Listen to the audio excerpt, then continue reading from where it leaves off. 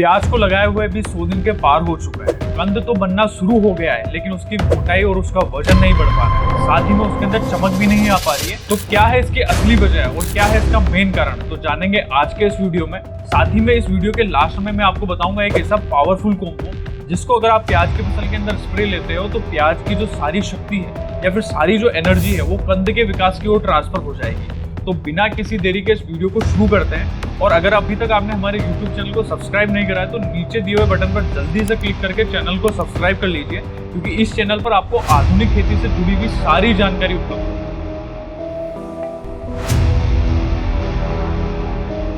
किसान मित्रों, प्याज की फसल में अभी तक आपने जितने भी खाद और उर्वरक फसल के अंदर प्रयोग में लिए हैं वो अभी तक उसकी वानस्पतिक वृद्धि यानी कि पौधे के निर्माण, पौधे की पत्तियों का निर्माण, पौधे के तने का निर्माण, पौधे की जड़ों का निर्माण करने में सहायक होते हैं। लेकिन अभी जो अवस्था आ चुकी है, मतलब 80 दिन के पार या फिर 100 दिन के आसपास जब फसल पहुंच जाती है तो उस अवस्था पर फसल को पोटाश, सल्फर और फास्फोरस जैसे पोषक तत्वों की काफी ज्यादा जरूरत पड़ती है, क्योंकि यही पोषक तत्व निर्धारित करते हैं कि प्याज आप कितने दिन तक स्टोर कर पाओगे, उसकी मोटाई किस प्रकार की होगी, उसका जो तीखापन रहेगा वो कितना अच्छा बनेगा। ये सारी चीजें इन पोषक तत्वों के ऊपर निर्भर करती है। अभी तक आपने इससे पहले जो भी पोषक तत्व फसल के अंदर डाले हैं वो पौधे के ढांचे को निर्माण में सहायक होते हैं, और अब जो आगे आप पोषक तत्व डालने वाले हैं वो पौधे की गुणवत्ता को निर्धारित करने में मदद करेंगे। वीडियो में हम आगे बढ़ते हैं और बात करते हैं ऐसे पोषक तत्वों के बारे में जिन्हें प्रयोग में लेने के बाद में न केवल प्याज की साइज बढ़ेगी बल्कि आप उसे ज्यादा दिन तक स्टोर भी कर पाओगे, यानी कि उसकी गुणवत्ता में भी काफी अच्छा सुधार होगा। तो इन पोषक तत्वों के बारे में अपन एक एक करके चर्चा करेंगे। प्याज के कंद को फुलाने के लिए सबसे ज्यादा जरूरी पोषक तत्व होता है पोटाश,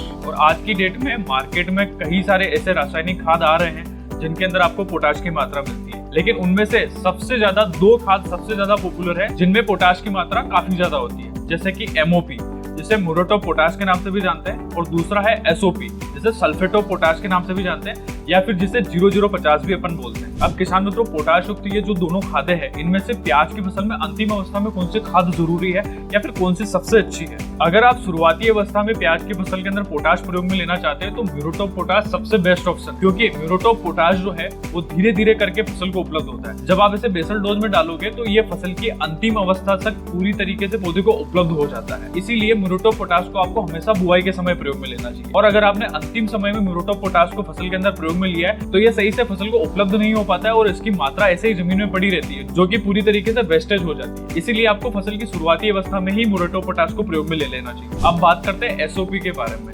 SOP को किसान भाई sulphate of potash, potassium sulphate या फिर 0050 के नामों से भी जानते हैं। इसके अंदर आपको 50% तक पोटेशियम की मात्रा मिलेगी और वो भी ऑक्साइड फॉर्म में मिलेगा। ऑक्साइड फॉर्म में होने का ये फायदा है कि ये प्याज की फसल में आप जब स्प्रे दिन में दोगे इसे तो ये जल्दी से उपलब्ध हो जाता है, यानी कि प्याज की फसल में अगर आप स्प्रे के रूप में प्रयोग में लेना चाहते हो और अंतिम अवस्था में अगर पोटेशियम देना चाहते हो तो ये आपके लिए सबसे बेस्ट ऑप्शन है। और किसान मित्रों, 0050 के अंदर एक और पोषक तत्व पाया जाता है, यानी कि एक सेकेंडरी न्यूट्रिएंट भी पाई जाती है जिसका नाम है सल्फर, और सल्फर की मात्रा इसके अंदर 17.5% तक होती है। सल्फर अगर आप प्याज की फसल के अंदर प्रयोग में लेते हो तो प्याज का जो तीखापन होता है यानी कि उसकी जो चरकास होती है उसको बढ़ाने में मदद करता है। अगर आप प्याज की फसल के अंदर 0050 को प्रयोग में लेना चाहते हैं तो आपको प्रति एकड़ के हिसाब से 750 ग्राम की मात्रा लेना है, और जब आप प्याज निकालने वाले हैं उसके 10 से 15 दिन पहले आपको उसका छिड़काव करवा देना है, जिससे ये जल्दी से उपलब्ध हो जाएगा और फसल के अंदर काम करना शुरू कर देगा। तो किसान मित्रों, ये थी पोटाश के बारे में संपूर्ण जानकारी, और वीडियो में हम आगे बढ़ते हैं और बात करते हैं अगले पोषक तत्व के बारे में, यानी कि कैल्शियम के बारे में। किसान मित्रों, प्याज के कंद को फुलाने के लिए जितना काम पोटाश करता है उससे कई गुना काम कैल्शियम भी करता है,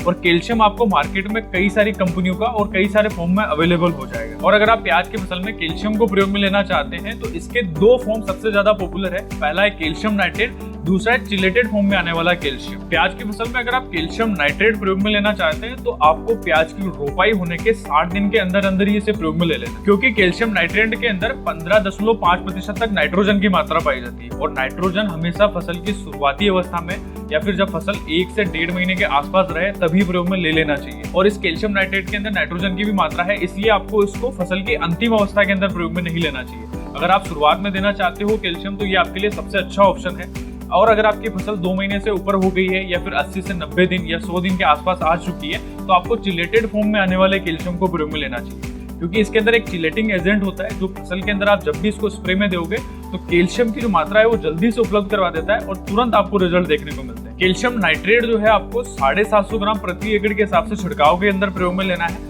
और चिलेटेड फॉर्म में आने वाले कैल्शियम की मात्रा आपको 150 ग्राम प्रति एकड़ के हिसाब से प्रयोग में लेनी है। किसान मित्रों, वीडियो में हम आगे बढ़ते हैं और बात करते हैं अंतिम पॉइंट के बारे में, यानी कि उस पावरफुल कॉम्बो के बारे में जिससे प्याज की फसल में प्रयोग में लेने के बाद में मात्र 8 से 10 दिन के अंदर प्याज का कंद फूलना शुरू हो जाता है। इस जबरदस्त कॉम्बो का नाम है प्याज कंद विकास कॉम्बो। इस कॉम्बो के अंदर मिलेगा आपको एक पीजीआर जिसका नाम है फास्ट, और इसके अंदर आपको 23% पैक्लोबुटराजोल की मात्रा में, और ये एक प्रकार का प्लांट ग्रोथ रेगुलेटर है। जैसा कि नाम से क्लियर हो रहा है कि ये प्लांट की ग्रोथ को रेगुलेट करने का काम करता है, यानी कि पौधों के अंदर अनावश्यक वृद्धि जब हो जाती है, यानी कि वानस्पतिक वृद्धि ज्यादा हो जाती है और कंद का आकार सही से नहीं बन पाता है, तो उस स्थिति पर इस दवाई को प्रयोग में लिया जाता है। इसकी उपयोग की मात्रा की अगर मैं बात करूं तो आपको 75 ml की मात्रा प्रति एकड़ के हिसाब से प्रयोग में लेना है, और हमेशा इसको छिड़काव के रूप में ही प्रयोग में लेना है। जैसा कि ये एक प्रकार का प्लांट ग्रोथ रेगुलेटर है, यानी कि जब आप इसे छिड़काव के रूप में जब प्रयोग में लोगे तो पौधे की जितनी भी सारी एनर्जी है वो पौधे की सारी एनर्जी कंद के विकास की ओर ट्रांसफर हो जाती है, और जो छोटे आकार के जो कंद रहते हैं उनका भी आकार बढ़ जाता है और कंद की जो मोटाई है वो काफी बेहतर देखने को मिलती है। किसान मित्रों, फास्ट के साथ में इस किट के अंदर आपको बोरोन 20% EDT भी मिलता है, और बोरोन को जब आप प्याज की फसल में अंतिम अवस्था के अंदर स्प्रे में देते हो तो इसके काफी जबरदस्त परिणाम देखने को मिलते हैं। आपने अक्सर देखा होगा कि प्याज की फसल के अंदर जब लास्ट की अवस्था रहती है तो कंद फटने की समस्या काफी ज्यादा देखने को मिलती है, यानी कि जब कंद के आकार जब बढ़ता है तो फटने की समस्याएं ज्यादा गंभीर हो जाती है। उस कारण से